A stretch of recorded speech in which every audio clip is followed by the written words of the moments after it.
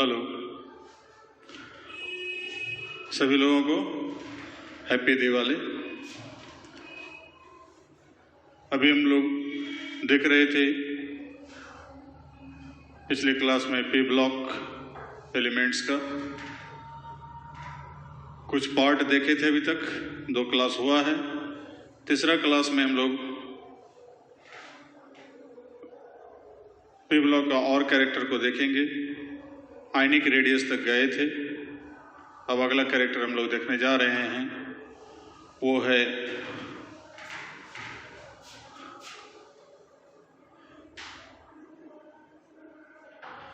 आयनन ऊर्जा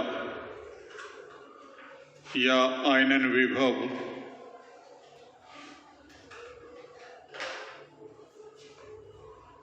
आयोनाइजेशन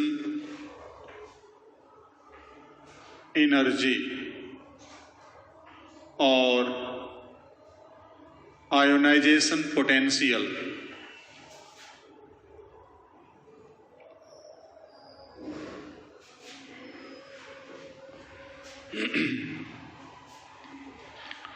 इसके बारे में हम लोग चर्चा पहले भी कर चुके थे जब हम लोग देखे थे D block element.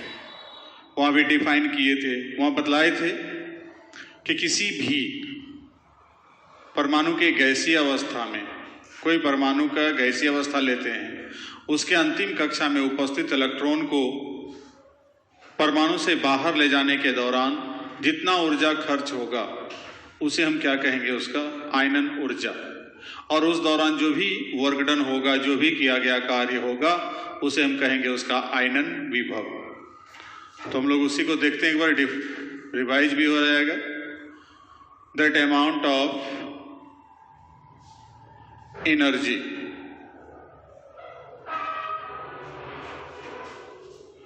which is required or consumed during emission of electron from last orbit of any gaseous atom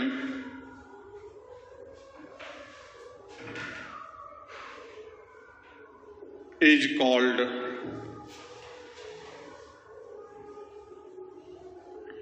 ionization energy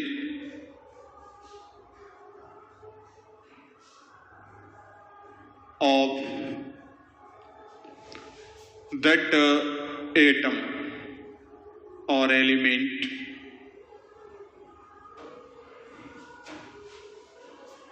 and the total work done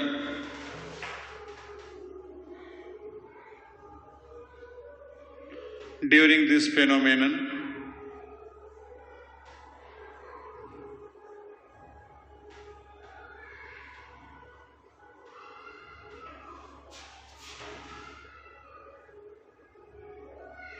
is called ionization potential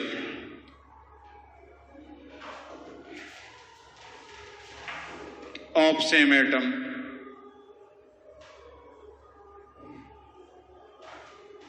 Hindi में किसी परमाणु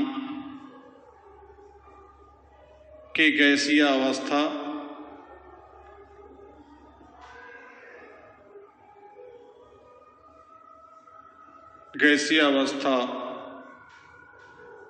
में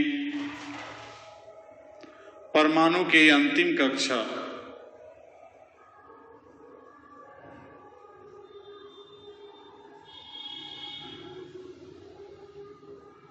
के इलेक्ट्रॉन को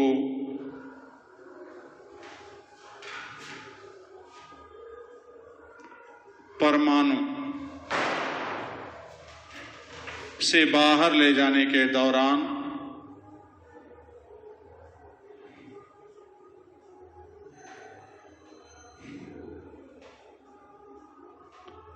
जितनी ऊर्जा की आवश्यकता होती है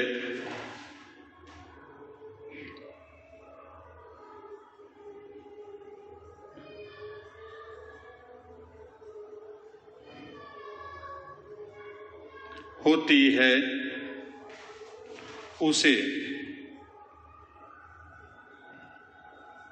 उस परमाणु या तत्व का आयनन ऊर्जा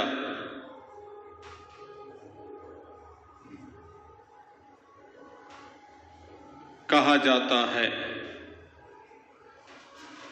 तथा इस दौरान किए गए कार्य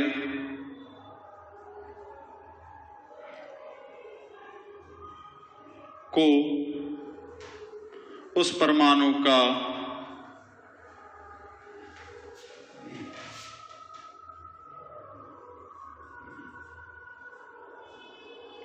आयनन विभव कहा जाता है।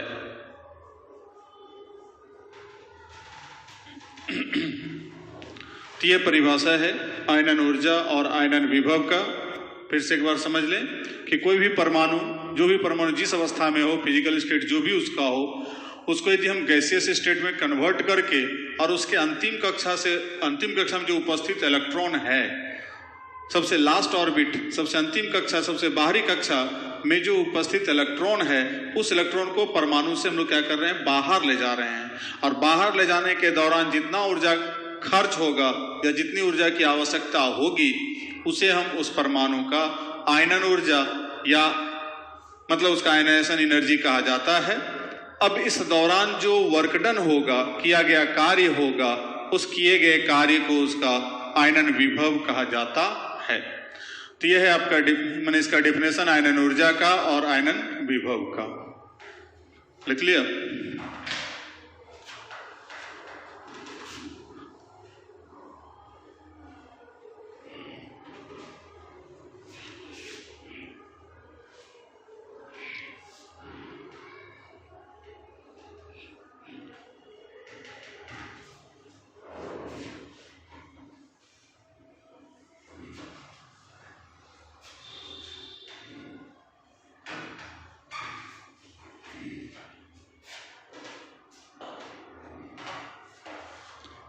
जैसे मान ले एल्यूमिनियम है, अब इसको गैसियस स्टेट में चेंज करके अब यहां से एक इलेक्ट्रॉन बाहर निकालेंगे, जो एनर्जी खर्च होगा वो कहलाएगा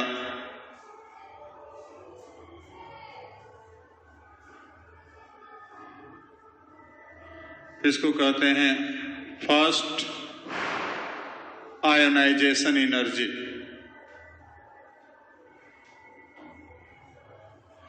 ऑफ एल्यूमिनियम। अब उसी एल्यूमिनियम प्लस से एक इलेक्ट्रॉन और बाहर निकलवा दूं, अब यहां जो एनर्जी खर्च होगा तो ये कहलाएगा second ionization energy of aluminium. और यदि फिर एल्यूमिनियम +2 से एक इलेक्ट्रॉन और बाहर निकलवा देता हूं, तो यहां जो भी एनर्जी खर्च होगा इसको कहेंगे हम लोग third ionization energy of aluminium. तो इस प्रकार से, लेकिन ओवरऑल ये जो भी होगा आयोनाइजेशन एनर्जी ही कहलाएगा, चाहे वो फर्स्ट हो, चाहे वो सेकेंड हो या चाहे थर्ड हो, जो भी होगा लेकिन कहलाएगा आयोनाइजेशन एनर्जी ही। समझ गए? तो ऐसे कंडीशन में जाके जो हम लोग यहाँ पर देखते हैं कि जितना भी एनर्जी यहाँ पर हमको खर्च हो रहा है इलेक्ट्रॉन को बाहर निकालने में, अब यहाँ देखिए इसका कॉन्फ़िगरेशन देखेंगे तो समझ में आएगा 283, अब यहाँ 282 और यहाँ 281। तो ये लास्ट ऑर्बिट में जो इलेक्ट्रॉन है उसका एक एक इलेक्ट्रॉन क्रमशः बाहर निकलता जा रहा है। इसमें जो भी एनर्जी खर्च हो रहा है उसे हम क्या कहते हैं? Ionization energy. आप लोग समझ रहे हो उधर? तो इस प्रकार से आगे जो है कि हम लोग समझ गए कि आयनाइजेशन एनर्जी किसको कहते हैं। मिटा दो।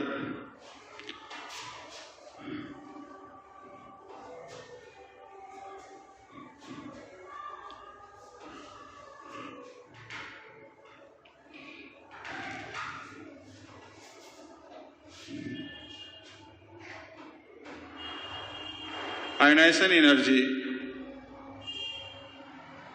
of element is affected by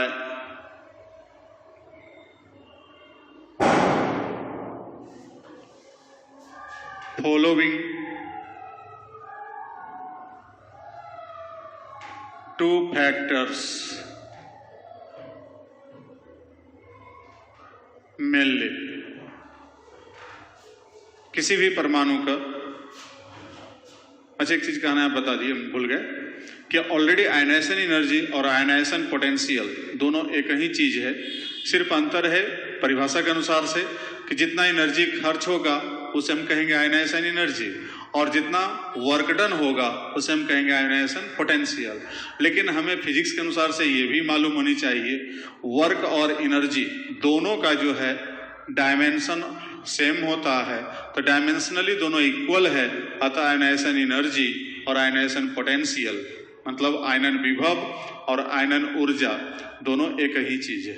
ठीक है, मतलब दोनों इक्विवेलेंट है एक दूसरे का।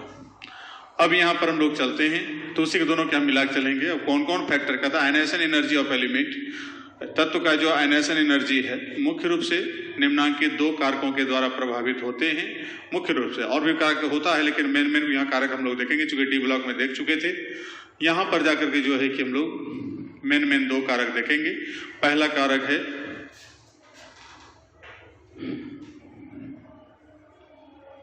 Radius of atom.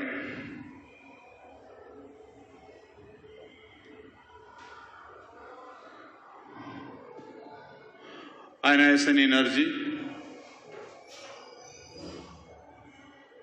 IE और आयनाइजेशन पोटेंशियल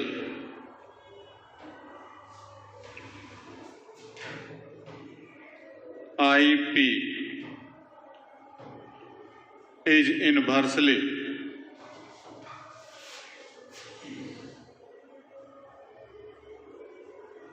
proportional to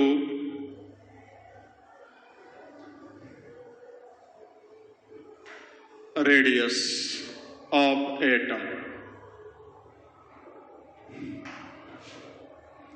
आयनन ऊर्जा या आयनन विभव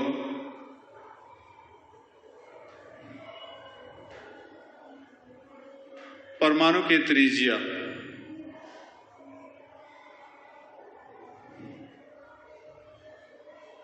का व्युत्क्रमानुपाती होता है।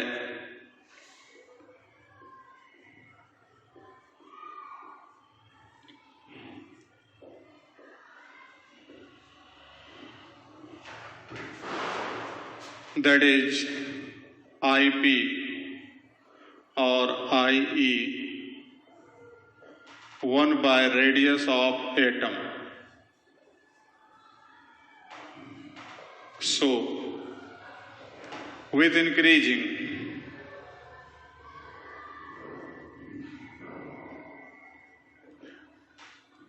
radius of atom,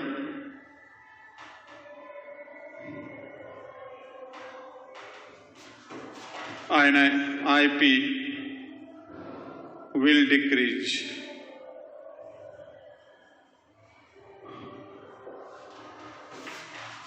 अतः परमाणु की त्रिज्या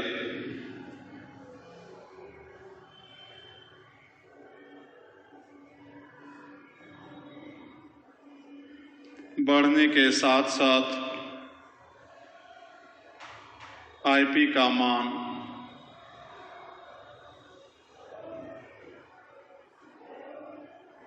घटेगा। दूसरा कारक है, मतलब इसका उल्टा चलेगा। रेडियस ऑफ एटम यदि बड़ा होता है तो ये छोटा होगा, ये छोटा होता है तो ये क्या हो गया, बड़ा होगा। दूसरा है इफेक्टिव न्यूक्लियर चार्ज।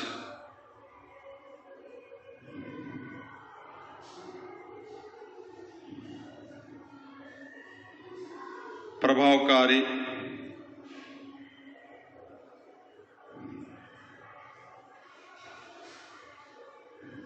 मेन रूप से तो त्रिज्या ही हो गया, लेकिन फिर भी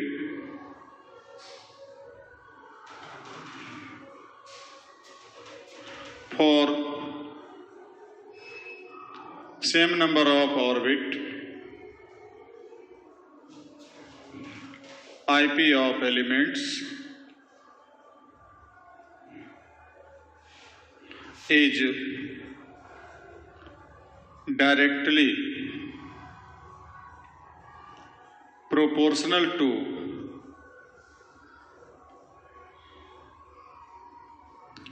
effective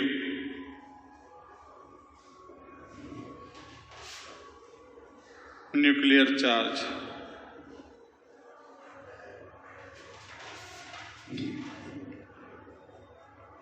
समान कक्षा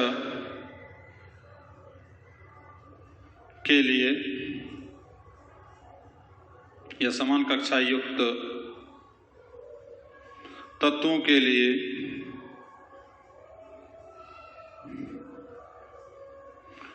आईपी का मान प्रभावकारी नाभिकीय आवेश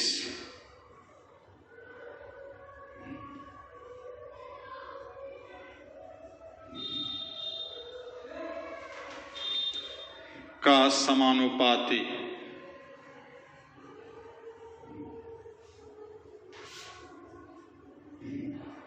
होता है।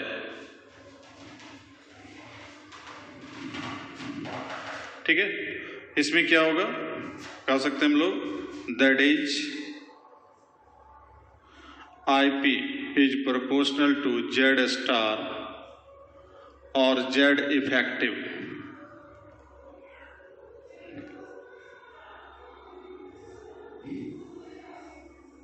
तो इसका डायरेक्टली प्रोपोर्शनल होगा, इसका इनवर्सली, रेडियस का उल्टा, रेडियस बड़ा ये छोटा, रेडियस छोटा ये बड़ा। इसमें है कंडीशन क्या है, समान कक्षा होना चाहिए, ऑर्बिट सेम होना चाहिए। सेम ऑर्बिट रहेगा तो वैसे कंडीशन में आईपी का मान जेड स्टार या जेड इफेक्टिव पर डायरेक्टली प्रोपोर्शनल होगा। ये बढ़ेगा तो ये भी बढ़ेगा, ये घटेगा तो ये भी घटेगा।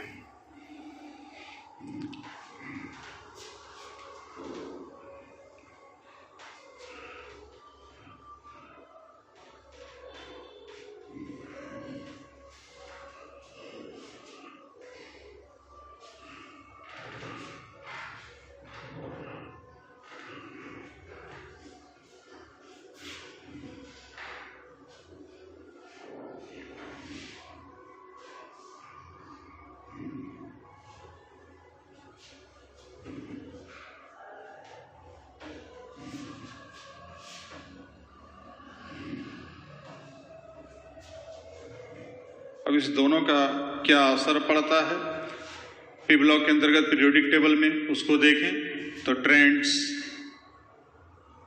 Of variation of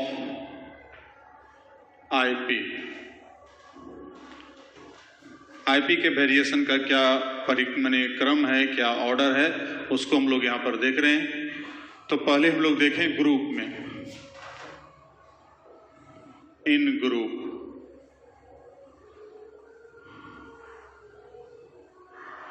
in any group with increasing या due to increasing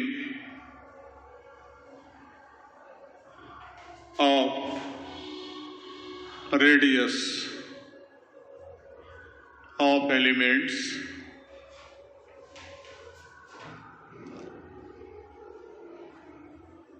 their IP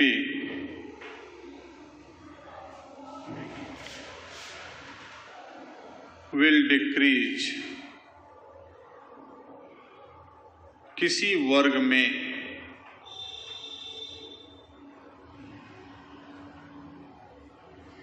तत्वों का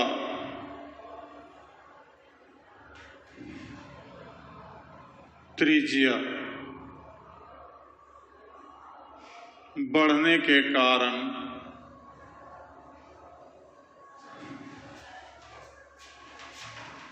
उसका आईपी का मान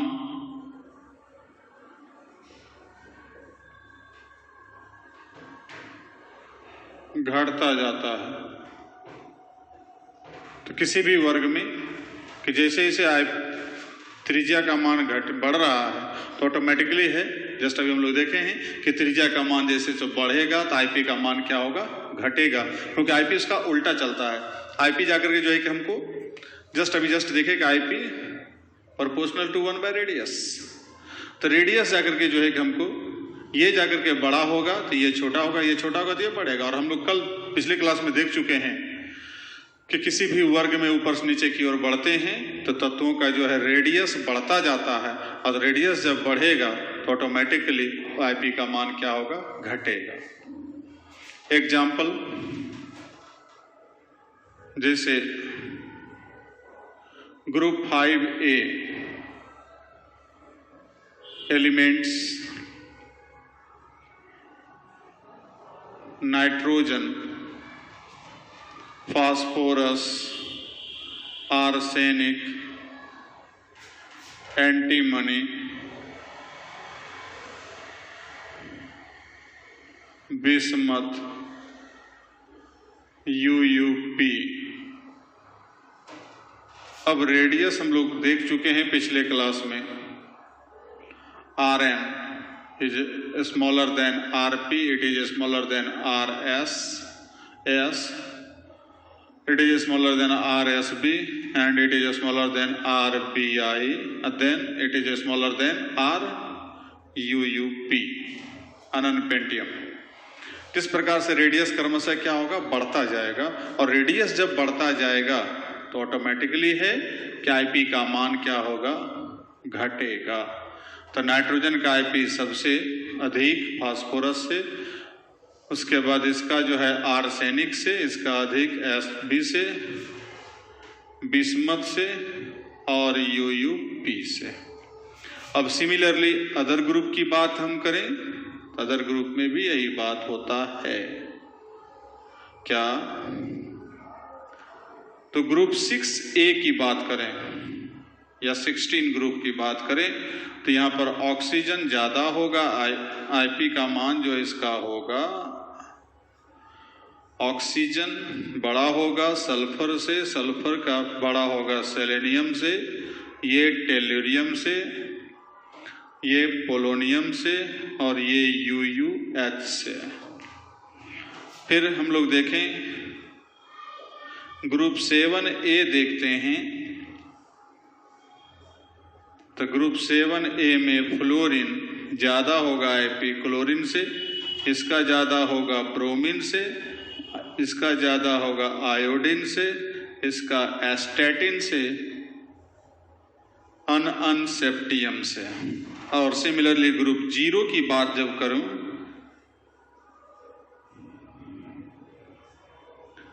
तो यहां पर आईपी का मान जो होगा helium, neon, argon, krypton,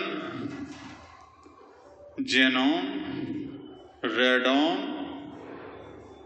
UuO। इस प्रकार से हम देखते हैं कि क्रमशः आईपी का मान क्या होगा, घटता जाता है किसी भी ग्रुप में। सब ग्रुप को एक तरह से कॉमनली यहाँ पर हम लोग ले आए, सब ग्रुप का ऑर्डर देख लिए, एक ठोक ऑर्डर दिमाग में रखेंगे, बाकी सबका ऑर्डर हमको क्रमशः उसी प्रकार से खाली घटते क्रम में यहाँ पर आईपी दिखलाई पड़ रहा है।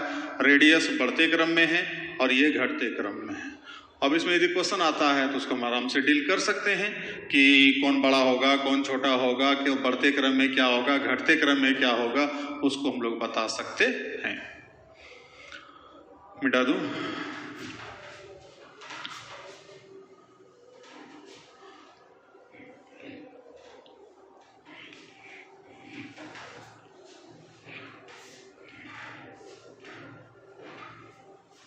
तो ये था ग्रुप का। अब हम लोग देखते हैं पीरियड का।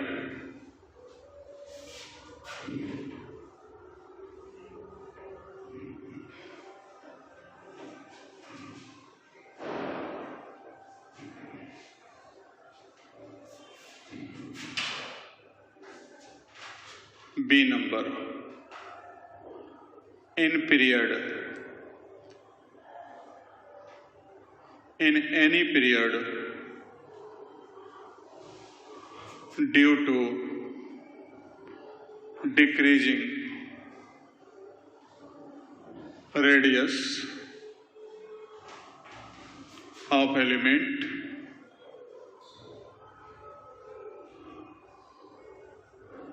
their IP will increase। किसी आवर्त में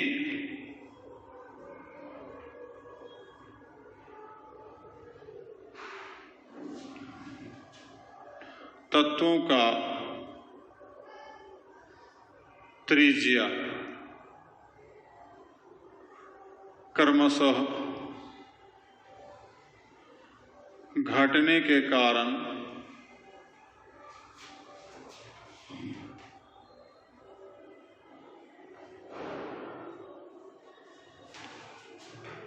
इसका आयनन विभव का मान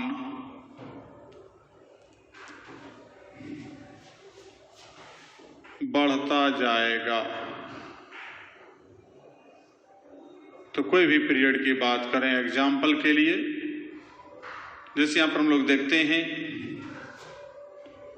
second period,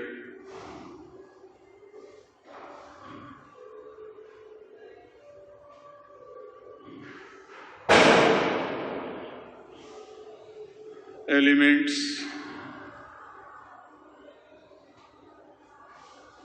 boron, carbon, nitrogen, oxygen, fluorine and neon 7, 8, 9, 10। तो रेडियस हम लोग पीछे देख चुके हैं। RB, RC, RN,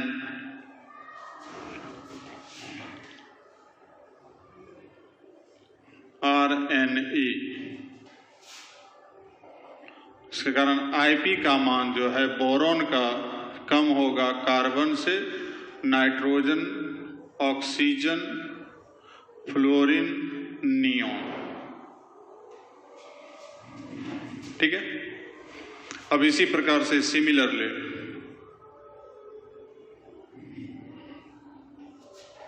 third period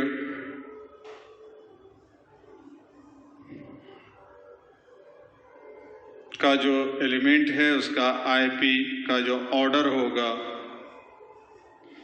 aluminium less than silicon, less than phosphorus, it is less than sulphur, chlorine,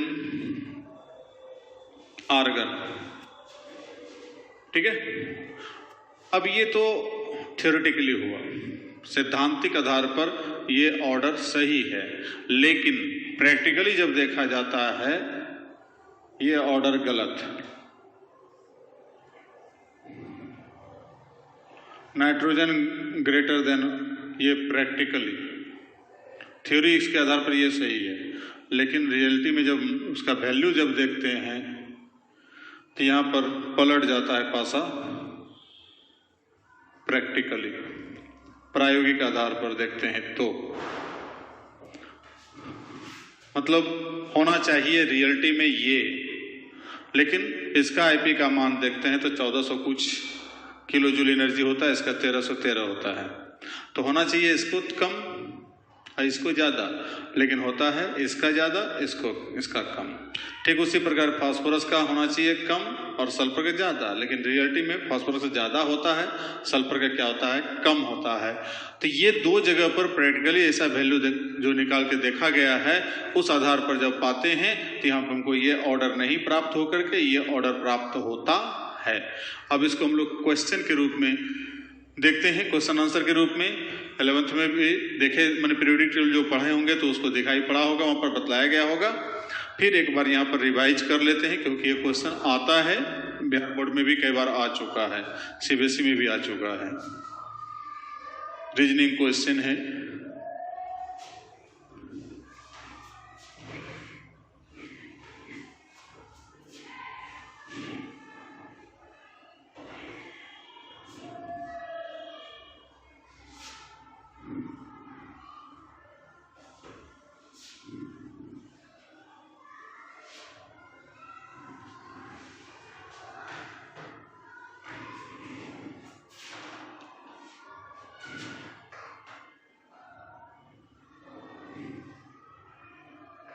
जैसे क्वेश्चन है कि IP of nitrogen should be less than IP of oxygen atom, but it becomes high. Why?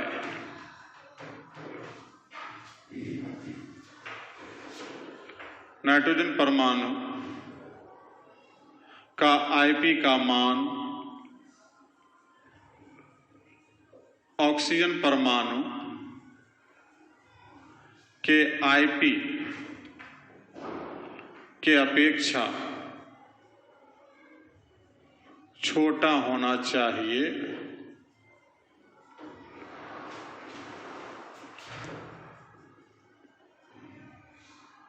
परंतु यह बड़ा होता है।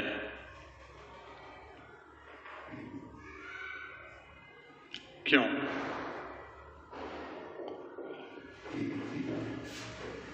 तो इसका जवाब सीधा है कि नाइट्रोजन का कॉन्फ़िगरेशन लिखेंगे 1s2 2s2 2p3 और ऑक्सीजन का 1s2 2s2 2p4। ये जो है हाफ फिल्ड पी का यहाँ पर 6 रखना चाहिए। पी में पी का मैक्सिमम रखने की क्षमता कितना है? 6 इलेक्ट्रॉन। यहाँ रखा गया है 3, तो यह हो गया half filled configuration.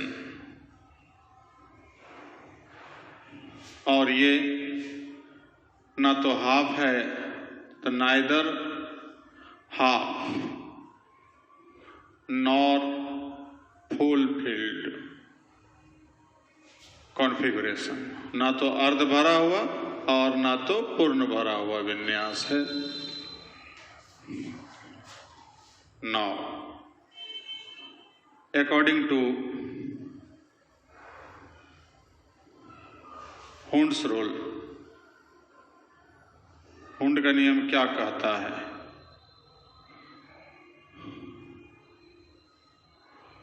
Half field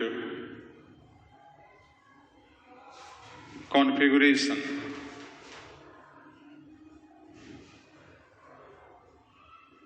is more stable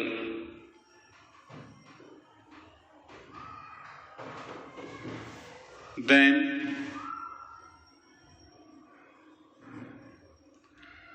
its nearest configuration.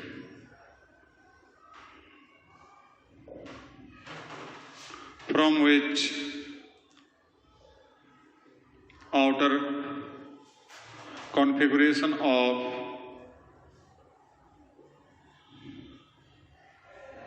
an atom is more stable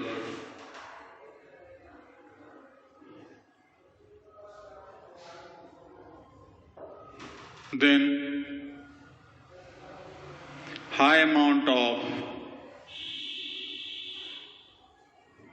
energy is required for releasing electron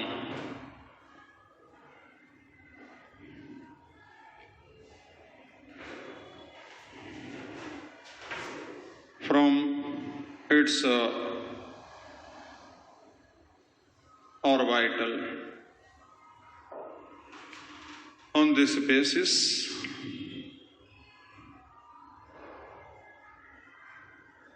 we can say that IP of n atom will be larger than that of oxygen atom. अब हिंदी में देखते हैं, हुंड के नियमानुसार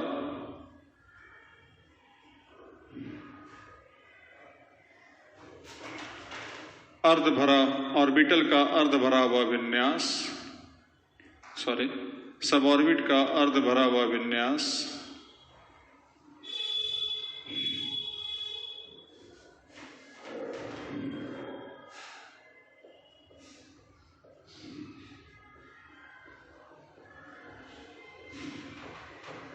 निकटतम विन्यास के अपेक्षा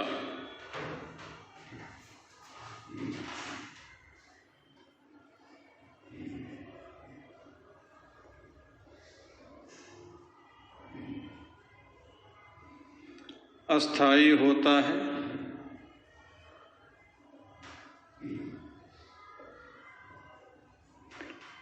अतः n परमाणु का बाहरी विन्यास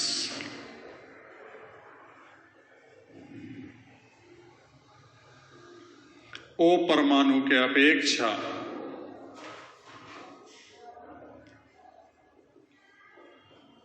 अस्थायी होगा। इस कारण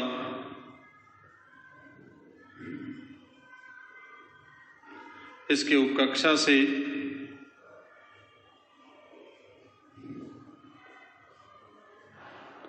इलेक्ट्रॉन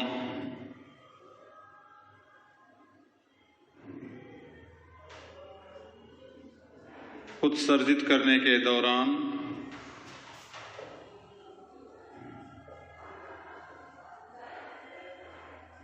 अधिक ऊर्जा खर्च होगा।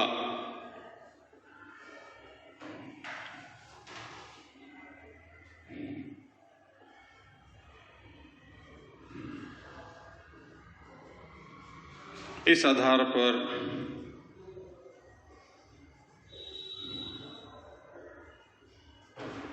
हम कह सकते हैं कि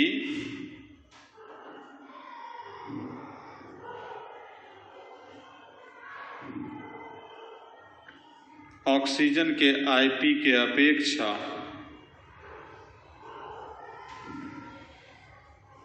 नाइट्रोजन का आईपी अधिक होगा। होना चाहिए कम, लेकिन होगा अधिक।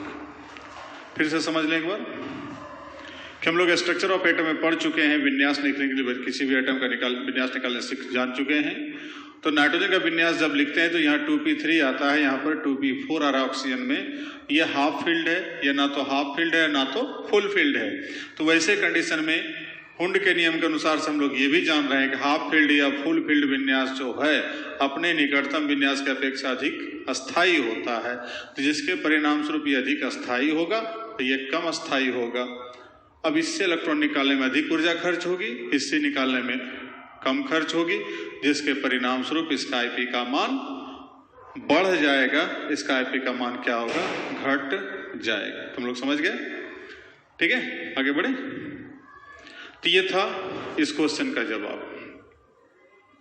अब हम लोग इसी में दूसरा क्वेश्चन जो डाउट लगाए हैं, अब यहाँ पर हो जाएगा फास्फोरस, यहाँ सल्फर, सेम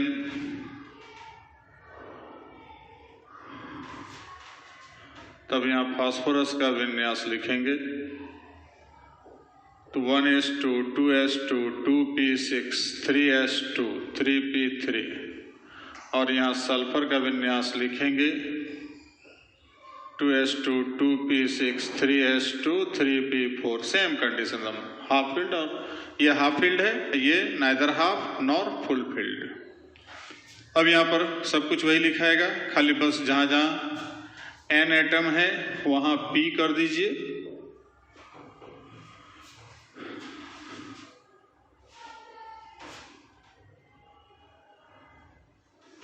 यहाँ n है तो यहाँ p और यहाँ O है तो यहाँ S।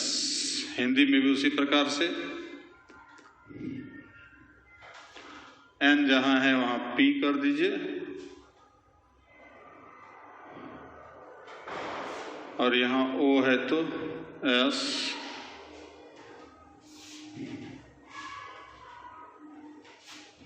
यहाँ O है तो S, यहाँ P। ठीक है, तो ये जाकर के दोनों सेम क्वेश्चन, एक तो याद रखें, दूसरा अपने आप मालूम हो जाएगा।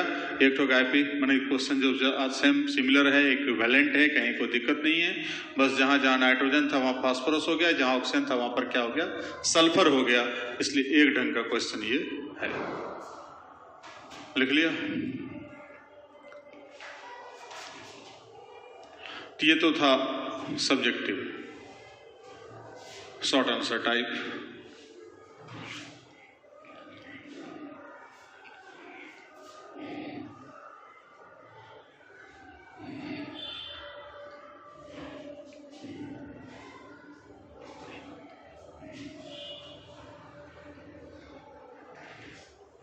अब हम लोग देखते हैं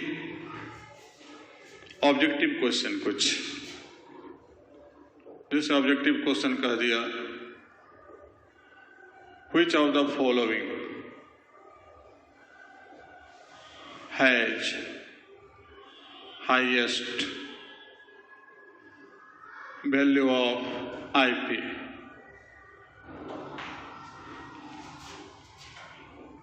निम्नांकित में से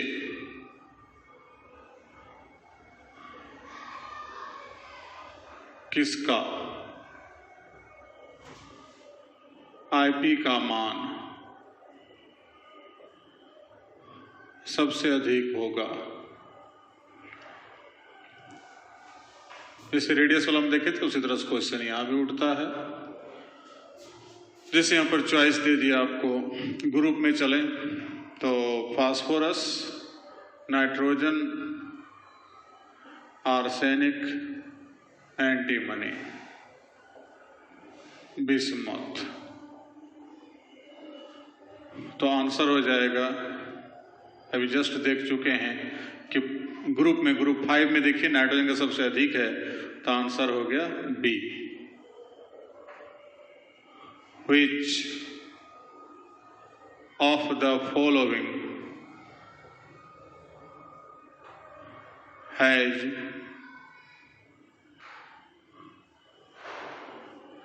lowest value of IP?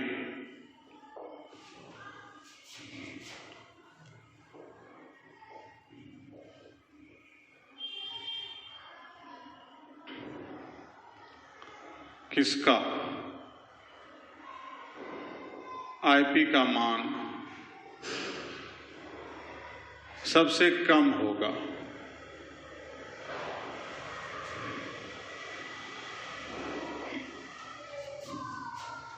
तो जैसे यहां पर हमको सल्फर, ऑक्सीजन, सेलेनियम, टेल्यूरियम, तो किसी भी ग्रुप में हम लोग देखे हैं ऊपर से नीचे बढ़ने के बाद जो निचला परमाणु है उसका आईपी का मान क्या है, सबसे कम है। तो सबसे यहाँ पर नीचे होगा, पहले ऑक्सीजन है ऊपर में, उसका सल्फर, उसका सेलेनियम, उसका टेल्यूरियम। तो इसका रेडियस तो बड़ा होता है लेकिन आईपी क्या होगा इसका, छोटा होगा। इसलिए आंसर हो जाएगा डी। जो पीछे भी जस्ट देखे हुए हैं, इसलिए ज्यादा डिटेल इसमें कुछ बताने का नहीं है। पीरियड में चलें उसी प्रकार से। Which of the following has lowest value of IP?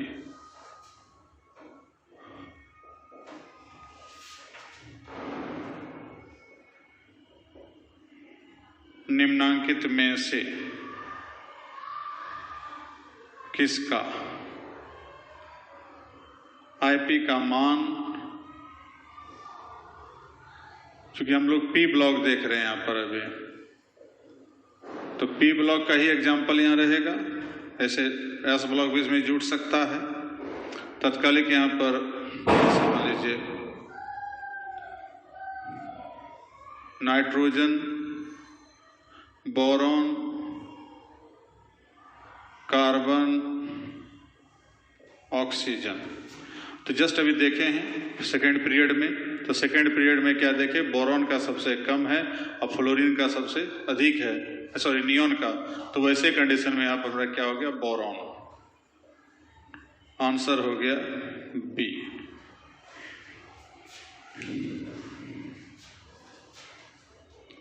ठीक है, मिटा दो।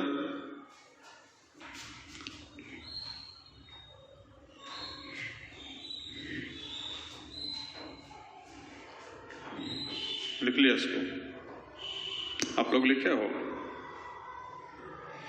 जल्दी जल्दी करो।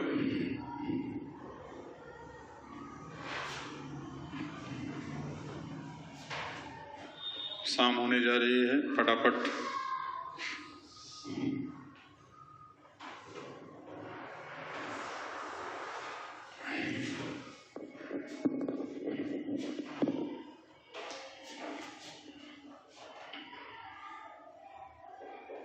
जैसे कह दिया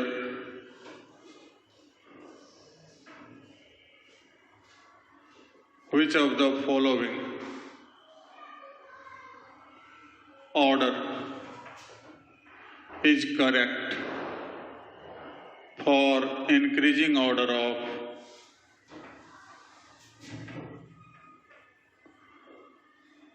IP?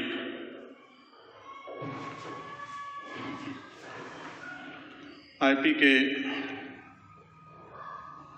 बढ़ते क्रम के आधार पर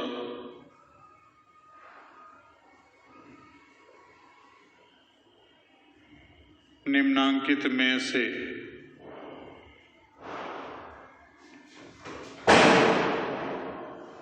कौन सा क्रम सही है?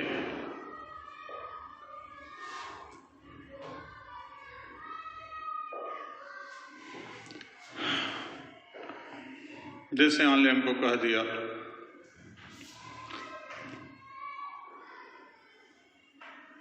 Aluminium,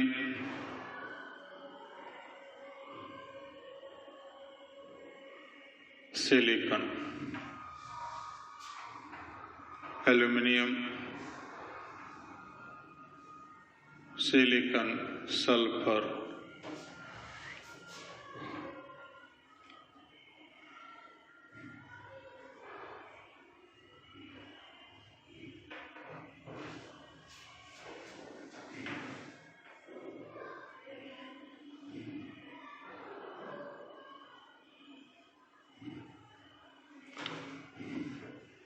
none. तो आंसर अभी जस्ट हम लोग देखे हैं तुरंत। अभी एक्सेप्शन भी देख चुके हैं, अपवाद भी देख चुके हैं, क्वेश्चन भी देखे हैं। तो नियमतः होना चाहिए ये सी थ्योरेटिकली, लेकिन प्रैक्टिकली क्या बोले हम लोग कि फास्फोरस जो होता है उसका आईपी का मान सल्फर से अधिक होना चाहिए कम, लेकिन होता अधिक है। Then answer will be D. तो इसी प्रकार क्वेश्चन यहाँ पर है कि हमको आयनन विभव में आता है, और भी इसी प्रकार से रीजनिंग देगा, कहाँ इसका अधिक होगा, इसका कम होगा, इसका इससे अधिक होता है क्यों, इसका इससे अधिक कम होता है क्यों। तो आयनन विभव को परिभाषित करें, इस प्रकार से कुछ क्वेश्चन आता है, तो वो जाकर के जो है कि या पीरियोडिक टेबल में कैसे चेंज हो रहा है, तो ग्रुप में कैसे चेंज हो रहा है, पीरियड में कैसे चेंज हो रहा है, जस्ट ऊपर लिखा चुके हैं। तो कोई भी क्वेश्चन हम आराम से जवाब दे सकते हैं।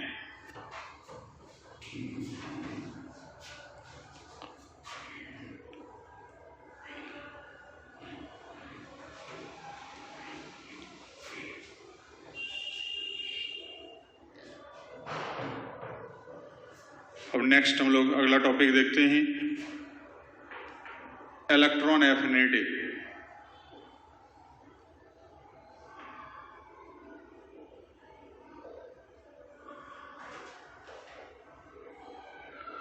इलेक्ट्रॉन बंधुता।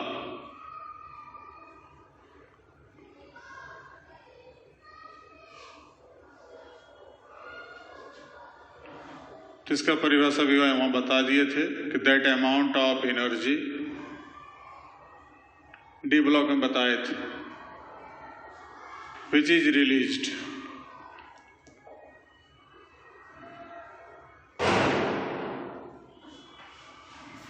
During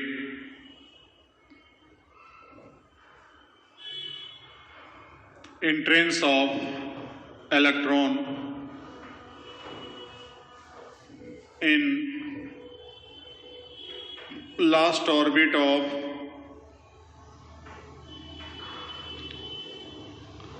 any atom in ground state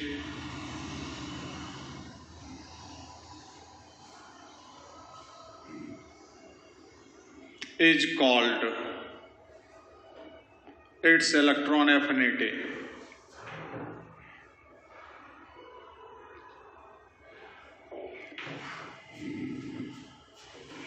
किसी परमाणु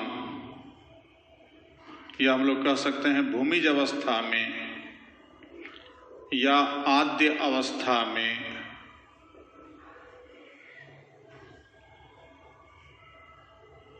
उपस्थित किसी परमाणु के अंतिम कक्षा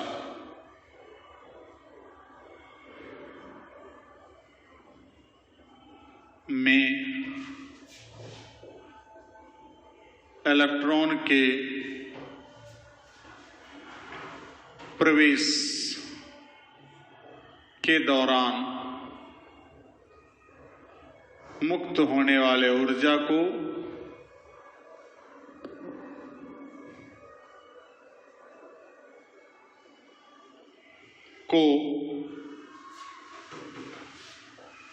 उस परमाणु का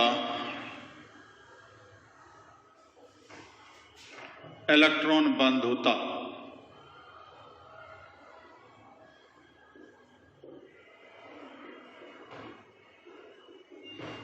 कहा जाता है।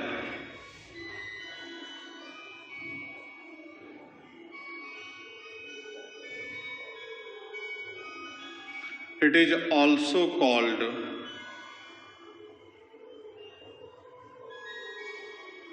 electron gain enthalpy.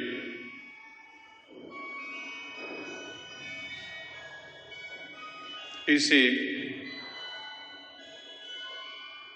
इलेक्ट्रॉन लब्धि ऊष्मा भी कहा जाता है।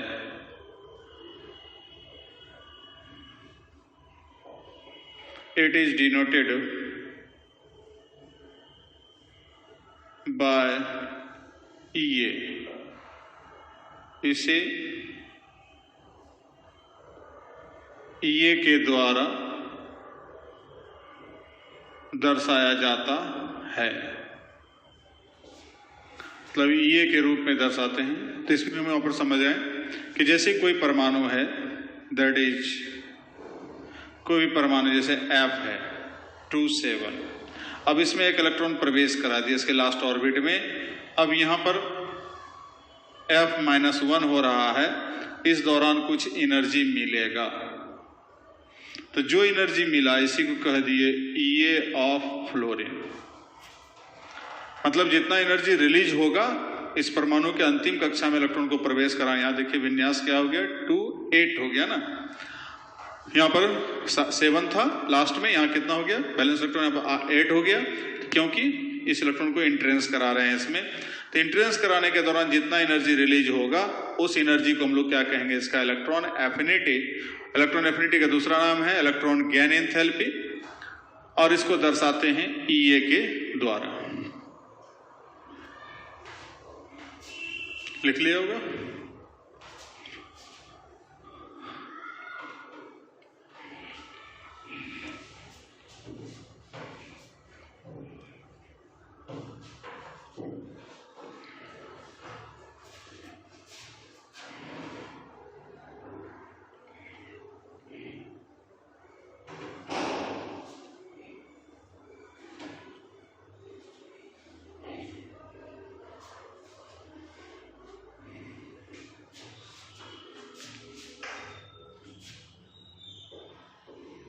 It is also affected by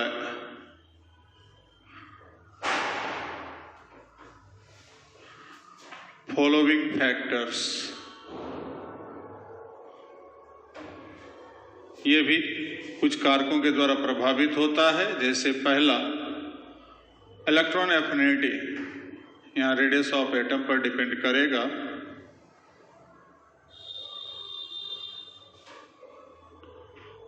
Electron affinity of elements is inversely proportional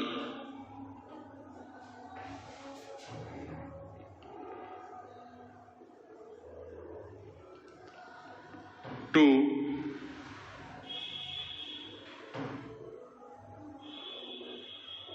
radius of atom। तत्वों का EA का मान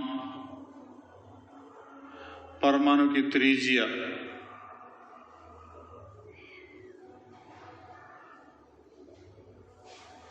का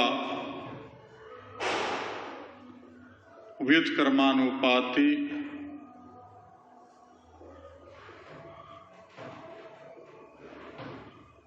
होता है। That is, electron affinity is proportional to 1 by radius of atom। So, with increasing radius of atom, electron affinity of elements will decrease।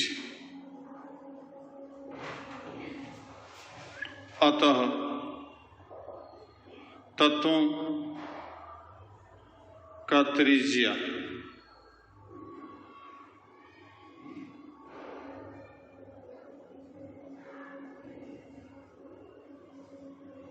बढ़ने के साथ साथ इलेक्ट्रॉन एफिनिटी का मान घटता जाएगा। ये पहला कारक हो गया। और दूसरा कारक फिर वही effective nuclear charge.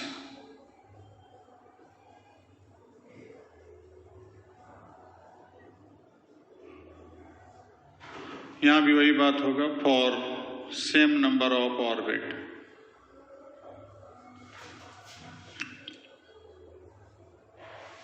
Electron affinity is directly proportional to, जो IP में था,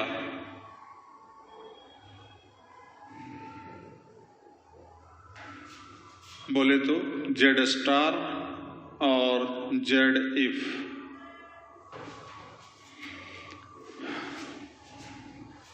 So, in this condition यहाँ कौन सा, तो कंडीशन ये same number of orbital condition, electron affinity of elements increases with increasing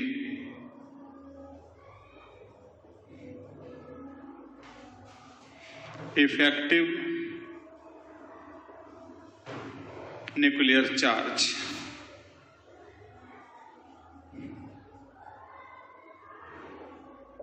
अतः ऐसी स्थिति में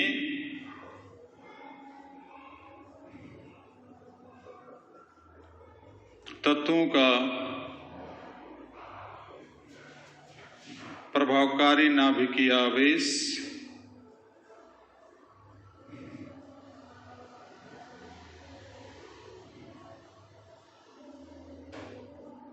का मान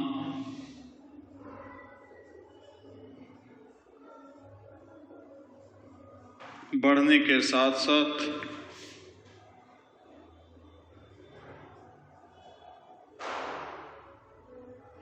इलेक्ट्रॉन एफिनिटी का मान भी बढ़ता जाएगा। मतलब जब नंबर ऑफ ऑर्बिट कांस्टेंट रहे, समान रहे, तो वैसे स्थिति में हम लोग इस पर भी डील कर सकते हैं। इफेक्टिव न्यूक्लियर चार्ज पर ये इसका मान बढ़ता रहेगा, ये भी बढ़ेगा, ये घटेगा तो ये भी घटेगा। और रेडियस में उल्टा चलेगा, रेडियस बड़ा तो इलेक्ट्रॉन एफिनिटी छोटा, रेडियस छोटा तो इलेक्ट्रॉन एफिनिटी बड़ा। तो इस प्रकार से ये दो फैक्टर जो है, जो आईपी वाले में भी था, आयनन विभव में, वो यहाँ भी काम कर रहा है। उसी हिसाब से यहाँ चेंज भी होगा। अब इसी को हम लोग देखते हैं पीरियोडिक टेबल में क्या स्थिति है पी ब्लॉक में।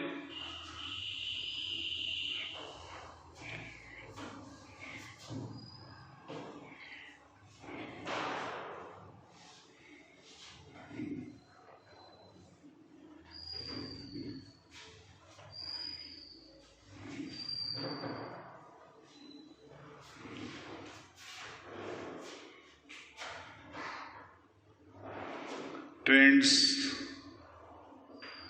of variation of electron affinity. A number in group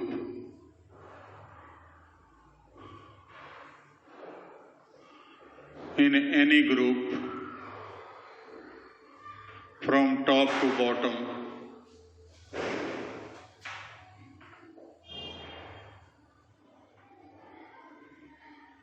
electron affinity of elements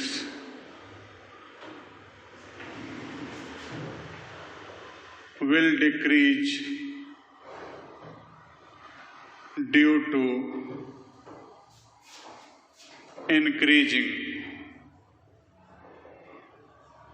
their radius। किसी वर्ग में ऊपर से नीचे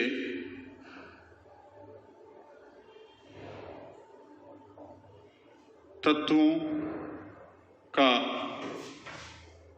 त्रिज्या बढ़ने के कारण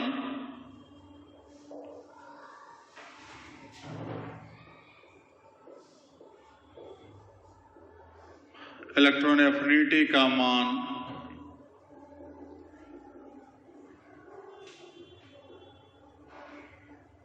घटेगा।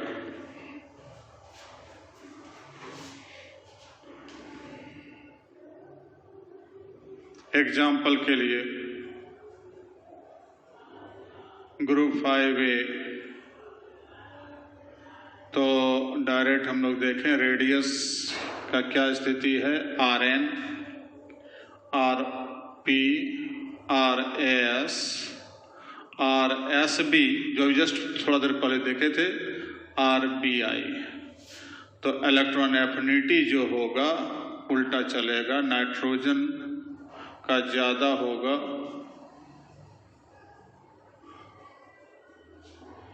सिमिलरली। अब इसी तरह से अदर ग्रुप में चलें तो ग्रुप 6A की बात करें तो इलेक्ट्रॉन एफिनिटी ऑक्सीजन बड़ा होगा सल्फर से, सेलेनियम, टेल्यूरियम एंड पोलोनियम।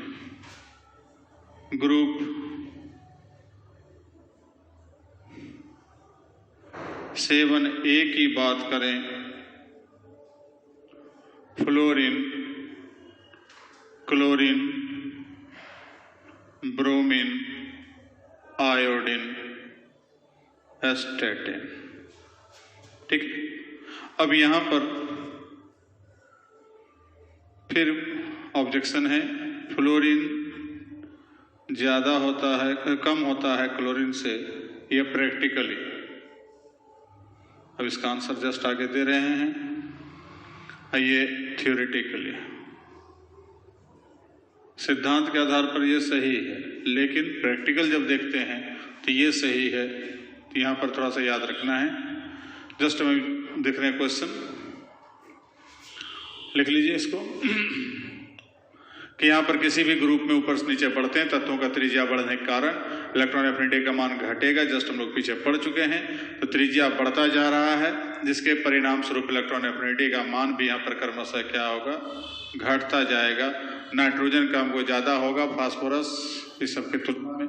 ठीक उसी प्रकार यहाँ फिर यहाँ भी, लेकिन यहाँ पर प्रैक्टिकली कुछ अपवाद है, उसको हम लोग देखते हैं।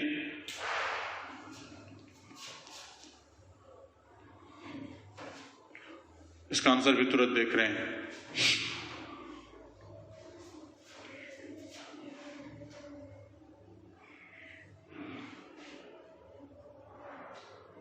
B number, in period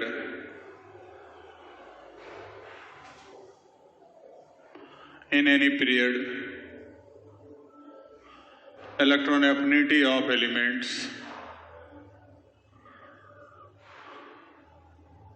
increases due to decreasing radius.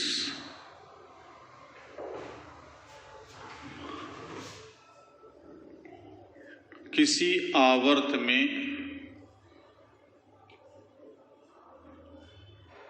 तत्वों का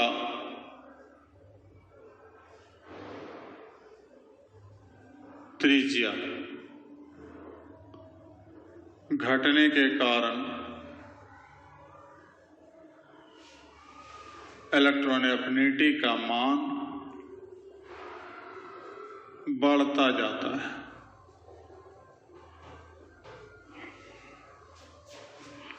एग्जाम्पल, सेकेंड पीरियड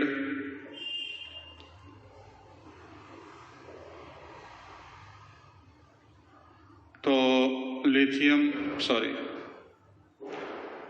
चूंकि पी ब्लॉक देख रहे हैं तो इसलिए हम लोग बोरॉन यहाँ रेडियस के लेके चलते हैं। तो रेडियस में हम लोग देख चुके हैं, आर बी बड़ा होगा, R C, R N, R O, R F.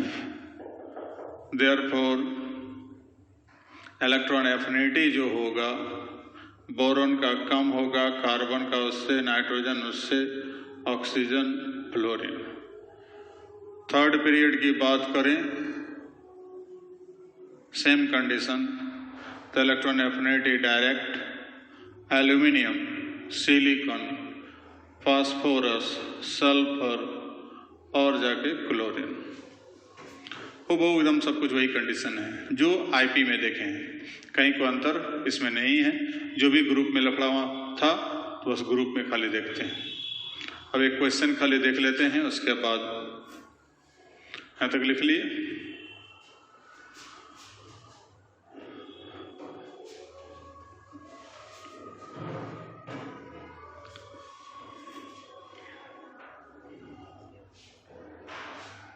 Question आता है, बिहार बोर्ड में आ चुका है एक दो बार, कि electron affinity of F atom should be large with respect to Cl atom, but it becomes small. Why? कहते हैं F परमाणु का इलेक्ट्रॉन एफिनिटी का मान Cl परमाणु के अपेक्षा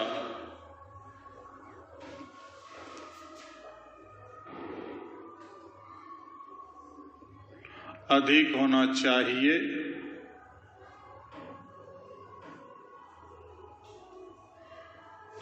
परंतु कम होता है। क्यों?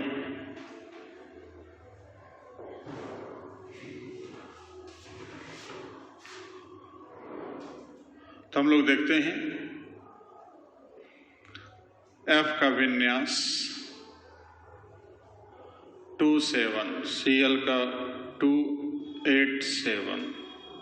तो यहाँ लास्ट ऑर्बिट है, यहाँ भी लास्ट ऑर्बिट से 7 इलेक्ट्रॉन है, लेकिन ये सेकेंड ऑर्बिट में है और ये थर्ड ऑर्बिट में है। ठीक, तो दोनों का ऑर्बिट की संख्या अलग अलग है। एक सेकेंड में 7 इलेक्ट्रॉन, एक इसमें थर्ड में 8। तो रिजल्ट क्या होगा? Since radius and circumference of F atom is smaller than those of Cl atom, Cl atom के अपेक्षा छोटा होता है। From which,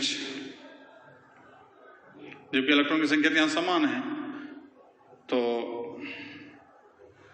electron density in last orbit of F atom becomes high, which produce repulsion force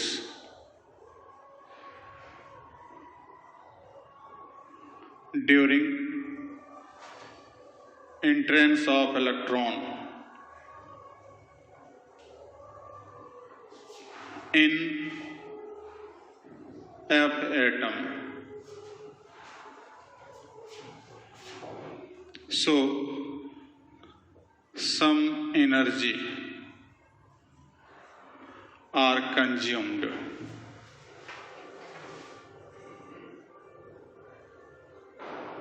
during this phenomenon,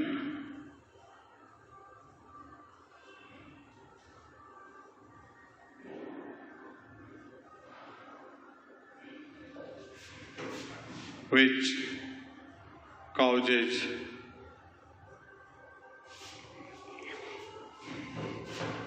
less electron affinity of F atom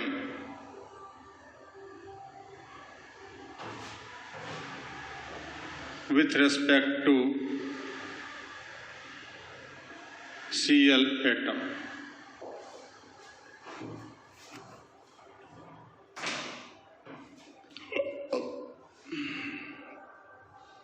चूंकि F atom का त्रिज्या तथा परिधि Cl परमाणु के अपेक्षा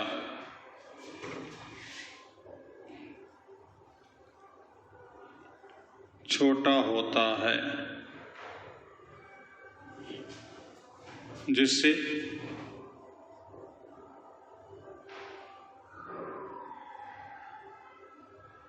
इसके अंतिम कक्षा में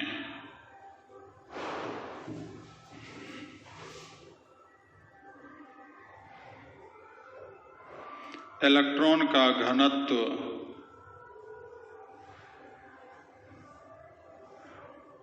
Cl के अपेक्षा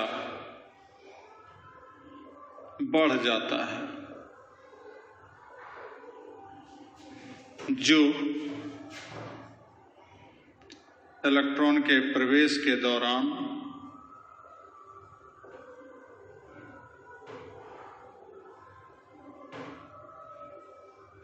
विकर्षण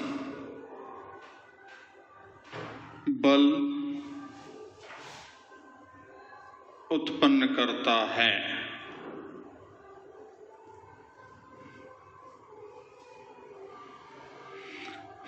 अतः इस दौरान कुछ ऊर्जा खर्च हो जाता है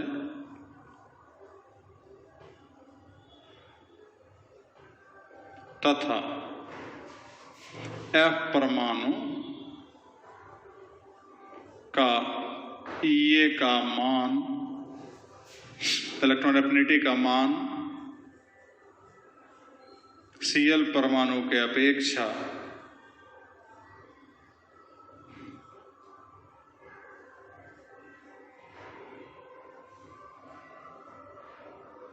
घट जाता है।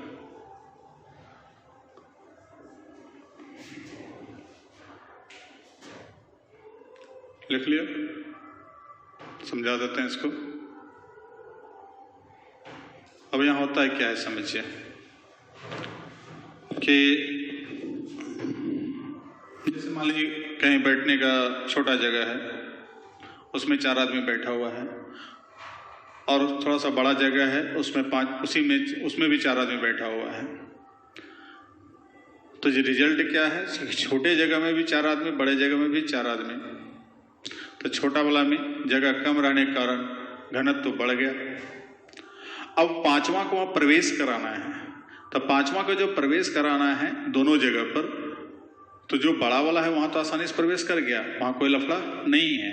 लेकिन जब जाकर के जो है कि छोटे वाले जगह पर यदि हम 5वां को प्रवेश कराते हैं तो रिजल्ट क्या होता है कि वहां पर जाकर के जो है कि कुछ धक्का मुक्की होगा। अब उस धक्का मुक्की के दौरान तन, मन या धन, तीनों में से किसी प्रकार का एनर्जी वहां खर्च होगा।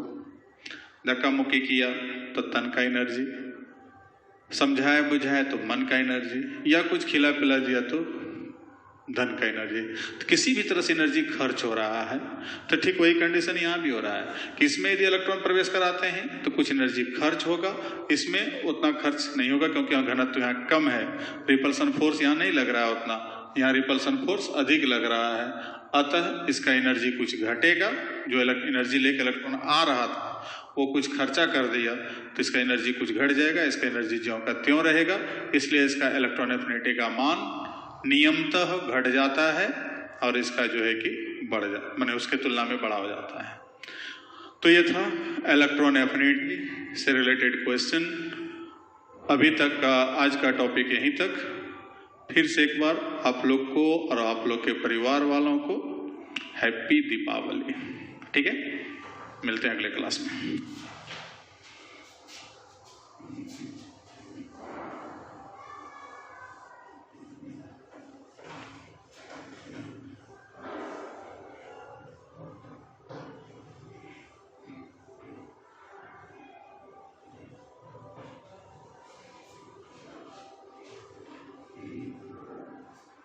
Good night.